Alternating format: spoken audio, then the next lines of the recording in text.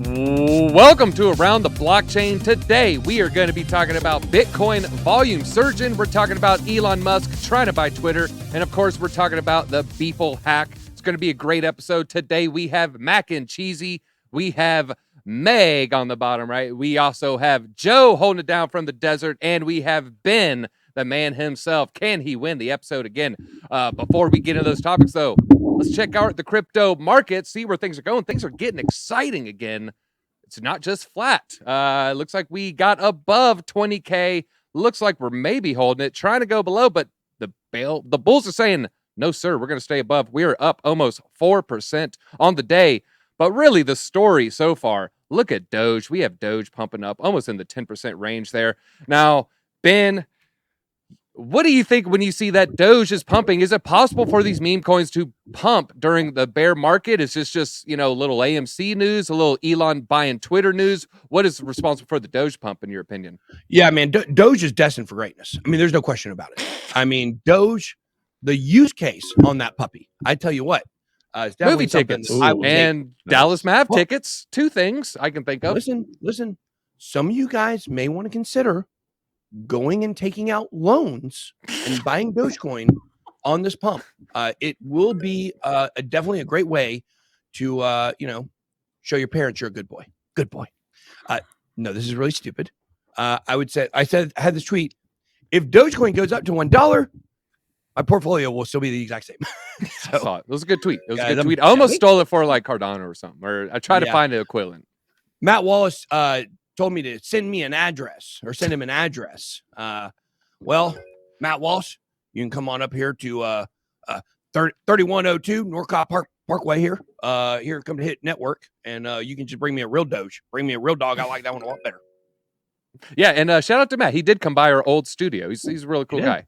Yeah, he's like the king of. Yeah, he's got retweeted by Elon like a year ago. I think it was, let's hope that wasn't his peak. All right, let's talk about Bitcoin a little bit here. I did want to lead things off with a little bit of hopium here. This is from Santiment. I haven't checked myself on Glassnode, but Santiment is pretty legit. Right now, we are seeing more and more Bitcoin moving away from exchanges. This is the lowest Bitcoin that we've seen on exchange since 2018. I'm feeling a little bit good. Joe, when I see news like that, I'm starting to think smart money is saying if we're not at a bottom, we're at least close enough. What do you think when you see that we're at an all-time low for Bitcoin on exchanges, at least since 2018? That's a long time from now. 4 years, 4-year cycle. Is this kind of lining up? Well, thanks, DZ, for the question, and Ben and the BitSquad for having me back on Around the Blockchain. Make sure to smash up the like button to see some more green. I'm honestly just hodling it, man. Honestly, just hodling it. But here's the thing that I really want to say. We're done with September. I really think it's awesome to see that, all right, we got past September. We didn't hit those lows that everyone's been calling for. I know some people in particular still think the bottom is not in. I will not name names. I am in the other camp, DZ. I truly think that 17.5 was it. And, I think that, we're still going to chop sideways, though. I made a video a couple of weeks ago thinking that, look, we're going to go sideways. It's going to be a little while, but we're still waiting for that news that's going to really start moving things back towards the upside. But what I am seeing from the charts, there's a lot of whales that have been accumulating around 19,000. I think Michael Saylor ended up buying some more. I don't know how much more, but he ended up buying some more. So I do agree with you. I think that the smart money knows that this, even if it does go lower, they're just going to buy even more of it. And everyone wants to buy when it's at 12,000. And typically what happens, it doesn't go down that low, right? We saw something very similar last year. This reminds me of that 27,000. Everyone thought it was going to 24 and 22. And then we had that massive green candle. Will that happen again? No one knows for sure.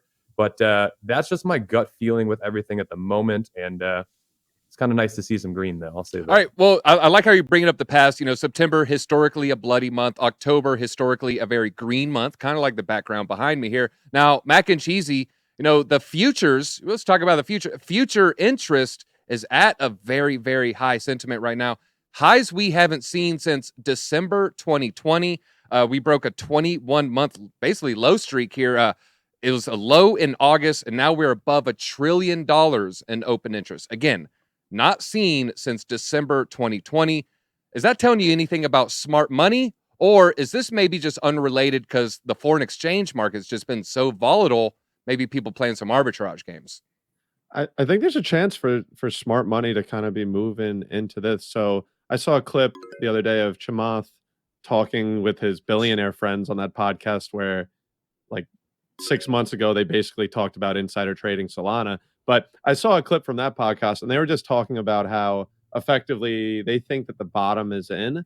And one of the main points that it's, there's a lot of truth to it is that the speed at which the most risky assets like crypto, as well as traditional securities, react to the market is pretty effective. So, like the efficient market theory that essentially every piece of news is priced in, and they're not pricing in what's happening today; they're pricing in what's going to happen in the future as well. And I think right now, it seems as though there is some sort of certainty in the sense of what the future holds, and I think that has led to a pullback in a lot of the prices in these more risky assets. So if you think that this is kind of going to be the point of consolidation and this is kind of where we move horizontally, then the bottom is potentially in. Now, for me, I'm still risk off, but I think a lot of smart people are saying, hey, this may be the bottom. I think there's some catalyst that may affect it, like a real estate market crash.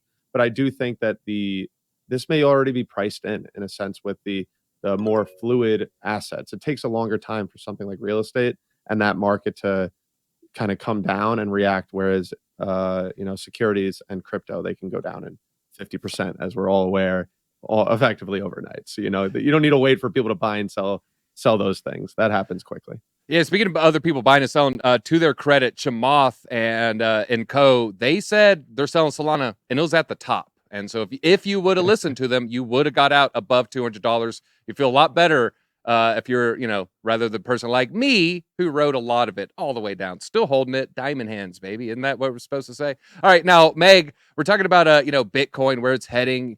Everyone kind of said it before. We're just kind of trading sideways. We're in a tight little channel, but we've got about 90 days for the rest of the year here. And we all know December likes to be a little bit volatile. 2017 looking great. 2020 looking great. Last year, that's when it started to head down. Where do you see the end of 22 playing out? Is this going to be all green like here, or is it the other Christmas color? Is it going to be red? I think we all wish and hope that it will be green, but you just never really know. And for myself, dollar cost averaging into smaller positions just each week as we go is my strategy at this time. I mean, whether or not it's the bottom, it's not going to be a huge difference in the price that it's at now. I mean, if it takes off, then great. But if not, just small or accumulating like little positions and adding to that bag as time goes on, and it'll pay off in the long run. So the price will go up eventually. I think that's good advice. Yeah, I mean, if it goes down, I don't see it going down too much further. Even if we did go all the way down to 11, if Bitcoin's 80K, 90K, 100K, won't make too much of a difference where you got in at these levels. All right, well, let's talk a little Elon Musk. And we actually had this is breaking. This is from Watcher Guru. Of course, we know that Elon Musk has submitted the offer. He says, hey, he might go in at the $54.20 per share. This, by Watcher Guru, Twitter confirms they have received the offer and intend to close the acquisition deal. However, there was a little bit of shade being thrown here. I saw this. Elon got ratioed by the Ukrainian government and a few hours later decides to move ahead with buying Twitter. You can see it right now, almost 5,000 likes.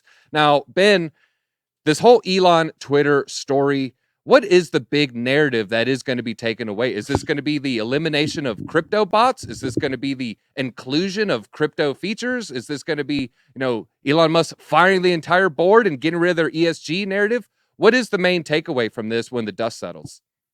Yeah, well, what I think we're going to see is tomorrow this deal is going to go through, and then we're all going to log in, and Rick Astley is going to be there, saying never. I actually wouldn't put that past him. I'd buy some Twitter stock if he did that. Oh no, I'd have to use Robinhood. Never mind, I wouldn't. Yeah, exactly. Look, I don't know what we can expect from all this. I think he's being forced to buy it. I think is what this boils down to, right? Like, why would he just all of a sudden say, well, you know what? I guess who cares if there's more bots than we thought? I guess now after months and months and months of making a big deal about this, I'm just going to change my mind and go ahead and buy it.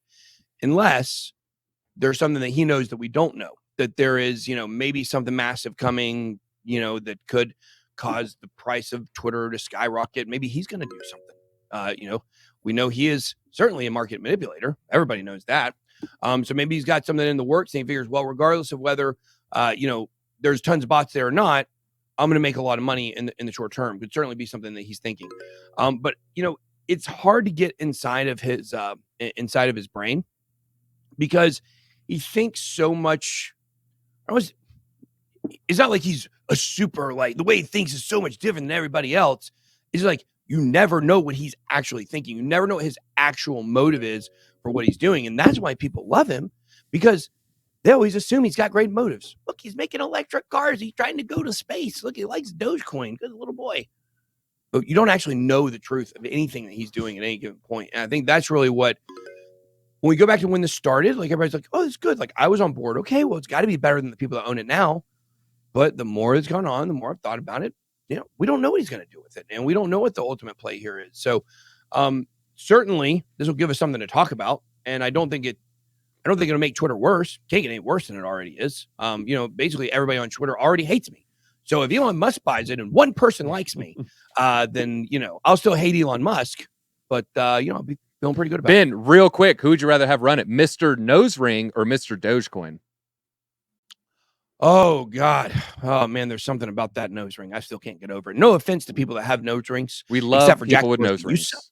We love people with We nose rings. love My our wife people had a with the nose rings. ring Hey, when I met Tupac her. had a nose ring. He made it cool, right? For a brief period, at least. Yeah. And whether the one that had the nose ring and the necklace and it connected to their breast, I don't know what it It was. was like That a was whole, back- that it was was like the a whole 80s. Egyptian thing they had going on here. All right, well, Meg, let's talk about the stock. They announced this deal. They froze trading very, very quickly. This isn't crypto. They can do things like that. They can just freeze it. They froze the blockchain, if you will, here. But in that short amount of time, it had already skyrocketed 18%. What are your thoughts about when you hear the stocks just get frozen? Is this a good thing or is this a bad thing? What's your opinion? I think it's obviously a bad thing, but then I just look at crypto and I look at the price of Dogecoin and I think, well, however, crypto didn't freeze, so they didn't freeze Dogecoin. So it's just another positive, I think, for the crypto space.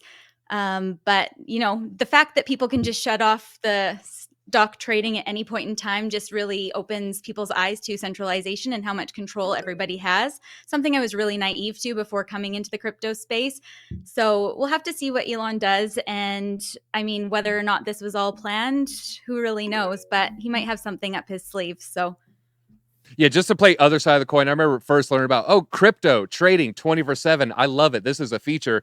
And then you start waking up with China with the Bybit sweats. Yeah. And then you're like, you know what? Maybe I don't. Can you give me 8 hours of sleep, please? All right. Now, Mac, I see you shaking your head, but are you shaking your head at this deal? What do you think that Elon is going to do with Twitter? Do you think we can expect sweeping changes, something drastic, or is he not going to rock the boat?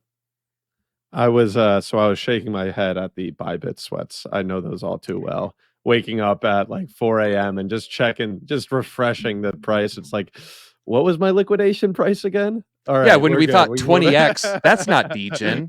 It's only 20x. It's like, wait, did it go down that low? I wonder if anyway. And so in regards to kind of Twitter and what I think that Elon's gonna do, I think that there was a chance that it might have been more drastic if it was Jack Dorsey to Elon. And so kind of here's why. So Jack Dorsey has historically been a big believer in Bitcoin. In fact, he went on his whole Twitter spree after I believe he stepped down as CEO about how Web3 is so evil and or not necessarily evil, just not necessarily real. And then he said his Web5 thing. So he's very much a Bitcoin believer. And in fact, within Twitter itself, so from my friends who are kind of engineers at the space, they have effectively the hexagon feature on Twitter for verifying that you actually own an NFT. That was initially kind of put down by Jack Dorsey. He didn't necessarily want that, but that feature was built internally kind of without asking. So that was a internal developer movement. And then effectively he had to accept it because they wanted. So Jack was very anti, like, outside of Bitcoin. Now, you look since kind of he left, right? So now you're seeing this feature getting adopted. You're seeing kind of this Twitter movement to the more Web3. So I think Elon stepping in, he may be more drastic changes. Maybe he'll move to the Doge side of things, but I don't know what his plans are, but I anticipate that it's going to be a lot of kind of, I don't know, but end of the day, I think the crypto features won't necessarily be more enhanced because I think Jack Dorsey leaving, that was the initial step for kind of the more Web3 solutions. All right, now I think you bring up a good thought experiment. Now, Joe, I agree with that narrative. Jack Dorsey, kind of, he's, I don't want to say famously a Bitcoin maxi, but you don't often see him talking about, the PFP features, but he loves talking Lightning Network, right? So who is a better ally for non-Bitcoin utility? Is it Elon Musk or is it Jack Dorsey? I mean, it's a really good question. I think just from I would lean Elon Musk. Here's why. I think just from an influencer standpoint, more people know who he is, right? And I think why he even went after Twitter in the beginning is like, I don't see Elon Musk on Instagram. I don't see him on TikTok. He's just not doing that kind of content. He just wants to do a tweet. He wants to put his name out there. And like, that's where he wants people to, like, that's where he wants his attention, right? He wants it on Twitter. He likes Twitter. He likes like how all that works. It's simple. It's easy for him. And so that to me is kind of like why I think he's even gone after this. As far as Bitcoin and like, I don't know, it's interesting to see what happened or what happened because he sold a bunch of it, right? He still holds 25%. Elon does and Tesla does, should I say. But, to me, this feels like he was forced to buy it, right? Like he didn't have that much more to say. And even in the article, it says here like that they were fighting back and forth for quite a while. And he's just like, all right, look, this is not working in our favor. Like we're just going to have to go ahead and move forward with this. So look, I think that what I will say about Elon, and I've actually gained a little bit more respect from him, is there was a Netflix documentary about SpaceX. And if you actually watch the development of SpaceX and what happened, it was pretty incredible how like he just went all in and like literally was incredibly persistent. And, if he puts that type of energy into Twitter, I only hope to see really good things with it. It definitely needs some help with the bots, to say the least. It's funny because I know Ben likes to tweet at the bots in the morning. He says, good morning, Twitter bots. So I think that's a fun tweet. But no, that's my thoughts on this, honestly. I like to say you may only respond to this tweet if you are a bot. And then that's right, yes. Half the people don't read it right and people comment. And I'm like, my gosh, can you let the bots have their day? It's genius. You know what I mean? That's genius engagement right there, Ben. So that's my thoughts on it, DZ. And it'll be interesting to see what happens next. Yeah, and also, if you're watching at home and you've ever gone on Twitter and you saw a bot, you didn't like what you saw, hit that like button. Hit that like button. We're helping spread the message about Elon. We're talking to Elon directly. Get rid of those bots. You hitting that like button, it's helping us out. You are making the bots disappear by hitting the like. And while you're there, make sure you check out everyone's channel. Links are in the description. But all right, let's get to the final topic here. And we're talking Beeple. I just feel like Zach really broke it down very well. We're going to kind of do a summation of his, I believe, 19 tweets here. It's an investigation. Beeple was hacked. About $500,000 were stolen. He was able to track the funds and track down the people responsible. Goes down how it happened. It was basically that big Twitter hack. The Twitter hack was the big SIM swap. A lot of people were affected, including Beeple. They sent out scam links, and then the scammers received some funds. And of course, where did they go? The old tornado cash. And they got a decent amount of ETH here. You can see we're drawing 100 here, another 60. So a lot of ETH. You can see the investigation. If you want to go into the tweets, he breaks down how he tracked the wallets and everything else. But it seems the person responsible has now been identified, even had a fairly decent Twitter at Bandage. I know Band-Aid would love to get that. And then you can see here, he has disappeared. Beeple has been in talks. And then there's a nice conclusion here. Beeple made a 1 of 1 for Zach right here. So all's well that ends well, except for the people who did get scammed. Unfortunately, they were able to make out with almost $500,000 here. Now, Ben, real quick, what are your thoughts on, Beeple? Is he at fault? Is Twitter at fault? Is the scammer at fault? I mean, there's so many moving pieces here. And I mean, people did have a pretty fast response to his credit, but if there was a finger pointed, who is to blame? I mean, is it Twitter or the scammers? Listen, let me just tell you. You know, there used to be this media sheet that we had that we used to make a lot of money on a sponsored video. People crushed us for it. How much? That's so ridiculous. You can make thousands of dollars for a video. People made $69 million for a freaking piece of art. Like, can we be honest here about this? That's a little out of whack. I'm not saying I don't like people. Look, he's a great guy, whatever. But I'm just saying it's a little bit overinflated of a market, that art market. That is absolutely insane that someone can make something on a computer that takes them a few days, maybe. I don't know how long it takes him to make those. It can't be too long. He makes a lot of them. And it's over $69 million. Look, the whole entire art world is a scam. I don't know if y'all know that. Now, I'm not saying every artist is a scammer. That's all I'm saying. I'm not saying the Beeble's not a good artist. He's the best, people say. Our graphic designer here, Steven, knew who he was before he even was doing the NFT stuff. So he definitely got a lot of credibility, you know. And the fact is, though, a lot of this art is money laundering. You know, basically, you can have someone, you know, I saw this on Billions, right? You commission someone to paint something for you, and then you have an appraiser put a price on it, and now you give that away, and you've just got a gigantic, shave off of your tax returns. So the art world itself is a little sketchy, at least bare minimum. But in terms of who's at fault here, it's one of these things where I don't necessarily know if there is somebody at fault.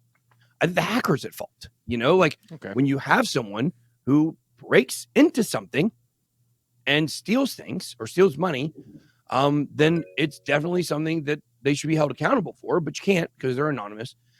Let me tell you, I have slipped some stuff going on. I've just been doing some research. I have slipped into a very deep, dark world for hackers and the things that they're willing to do for money. And it's scary out there. So, you got people that don't have conscious, what it boils down to. I think that a lot of these, hackers are so detached from reality because they live in an all digital world. They don't have to see people face to face that they are, stealing from, and they never know the results of it. So they don't have to look those people that they took $450,000 from in the face. So I think as long as we keep a digital wall between, people that are stealing money and the people that are getting the money taken, it's just a game of, people feasting on, predators feasting on prey. And that's what it is. And people almost always give the money over voluntarily. These are not like gigantic hackers that know everything about computer. A lot of times they just know how to prod people and poke them and get them to give the information themselves. So yeah, it is a Doge eat Doge world out there for sure. All right, now Meg, we're talking about all these hacks. We have Discord hacks with Bored Ape Yacht Club servers. We have Twitter accounts getting compromised. We have, speaking about Elon, we have Elon, saying he's going to give me 2 Bitcoin for every one that I send him. Will the industry ever get the hacks and the scammers under control? Is this a pipe dream or is this a possible reality? I'm not sure if they ever will, to be honest. I mean, there's people left, right, and center that are creating these wallet draining exploit things. So anyway, I think that what we have to do is just educate people in the space that are coming into the space, and even a reminder for the vets who have been in the space for a while to not be clicking on any links and to do their due diligence when, a Discord does put out a notification and says, oh, we have a new NFT dropping or a surprise drop. That'll never happen by a good project. So the more that we can educate people and let them know and remind them of these things, then the better that this space will do, the more it can grow and move forward. Now, I also think that this shows that we do need some sort of Web3 platform that puts security to the front of everything else, because Discord, obviously, there's an issue with security there, and other social platforms as well. So hopefully we'll see that at some point, because again, I think it'll help the NFT space move forward. All right. Now, that's a good point there. All right. So people doing some great things. We're talking about hacks now. Mac and Cheesy, we've talked about soul tokens before on this show, and I don't want to bog down with technical details, but If that ever gets off the ground, would that theoretically perhaps, solve a lot of these hack issues? What are your thoughts? So I think end of the day, Meg touched on a couple of things. I think it comes from a platform, right? So platform level. So that's kind of your user to user interaction. So so Ben had touched on kind of social engineering, where you're kind of picking and prodding, and you're effectively socially engineering the other person to give you the information and do things of that nature. So there definitely has to be some sort of um, barrier of entry to create accounts. And now that barrier of entry, maybe it's location specific and it's different for different users. But with the advent of kind of a Web3 technology and native digital wallets, what's stopping Instagram, besides the fact that they want billions of users, from requiring $50 of Ethereum deposited into your Instagram wallet or something of that nature to immediately effectively limit these scammer profiles? Now, that's probably not going to happen because that would add a barrier of entry for users, effectively decreasing the user base, and they're not in the business of doing that. So I think it comes down to like the wallets and the underlying assets. So it's like, okay, your MetaMask, there has to be a Web 2.5 solution that's a better user experience that allows for things and hacks to not happen so obviously. Very similar to like a credit card space, where if there's a fraudulent activity, you can potentially challenge it. Whereas if you were to wire someone the money, that's a little different. So having an additional layer. So I think it comes down to A, the platform, but B, the underlying wallet technology user interface. All right. Well, I'm glad you brought up wallet. Joe, I've watched a little Fortnite content recently. They stream it, Hit Network Gaming. Shout out to Hit Network Gaming. Make sure you're following them. There's actually a warning on the Fortnite homepage. It's very early in the menu. It says, "Do not share your Epic Games password with anyone. We will never contact you." I felt like I was in Web3 when I saw it, and this was just on an Xbox platform. Will major gaming companies ever fully embrace crypto technology as long as we have this hacking and scammer problem? Are those two worlds compatible? I think eventually they will be. I think the hacking issue, I hate to say this, but I think Ben was kind of more spot on with it, is that it really is, at the end of the day, something that is always going to continue to keep happening because, number one, there's a ton of money to be stolen, unfortunately, right? Like Ben said, there's $69 million for one, NFT. Like there's tons of money. This people guy is very successful. So because of that, it's going to attract people who want to steal that, right? And then also there's new people who are unfortunately unfamiliar with how, these wallets work. They're also unfamiliar with how crypto works. And all of a sudden they're clicking things. They're thinking they're going to get rich really fast. It's just like, we all have that kind of like, oh, we want to get in there. We want to do it, right? We get the FOMO. We make a mistake. We connect. And then there's, the hack, right? And so to me, I don't think that we're going to that's ever going to go away forever. I think what will happen though with gaming and crypto is that they're going to make it much more user friendly to where there's going to be a smaller amount of this kind of happening. And like you said, with the warning, it's going to make it very easy for people to understand what they're doing so that they don't fall for these very, basic, I guess, maybe to some of us, scams that are happening, right? And I think the key here is recognizing what's actually happening, right? Because if you don't recognize it, and if you're brand new, that's where you can really get into trouble. And it's really important to understand that when a user connects to a smart contract, and you don't have a ledger, you don't have something as a backup, a key, basically people can go in there and they can start transferring all your stuff. And I think that's the biggest mistake people make, is that they don't take that extra step to get that little hardware device, spend the $100 or whatever it is, and really protect yourself with extra passwords. And every single time then, you're connecting to things, while it's not 100% foolproof, you do have a little bit of extra security there. So again, it's the education. I do think we will, it will come to be though, DZ. I see gaming as this massive thing. And I think that it can integrate really well with crypto. And I do think that one day it will happen. hopefully very soon. But I think we still have a lot of development. Yeah, I think you're right. I think it's kind of to Mac's point. It'll break down to the wallet, and it happens. We brought up Fortnite. Fortnite right now, there's little kids buying V-Bucks with their parents' credit card. So we see it in Web 2. We see it with traditional. I mean, it's the 8-year-old hacker. Do you consider that a scammer when he sells? Is he on the same level of sophistication as the Beeple hackers? Hey, who knows what that kid will grow up to be? Hey, maybe. That's all I'm going to say. All right, well, that is all we have time for today. And it does look like Ben won it. Ben, I want to give you this, I guess a Bengals fan want though, I don't know, the shade or what. He's a browbeating BitBoy Bengal, tiger in his eye, and he knows how to mangle. I don't know. I guess that's some Cincinnati reference for you there. I don't know. Maybe they play the Falcons. I don't know. I just find a hole to burrow into. All right. We'll accept it. And the bars go to you. Mike Will might be calling any second now. But Ben, you won the episode. Feel free. These are some party thoughts, please. Wow.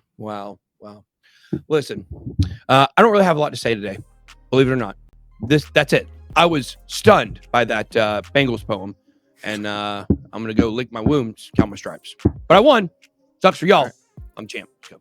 Go Hawks. Go Cowboys. Yeah, I said it. All right, that's all we got time for today, BitSquad. Until next time, easy out.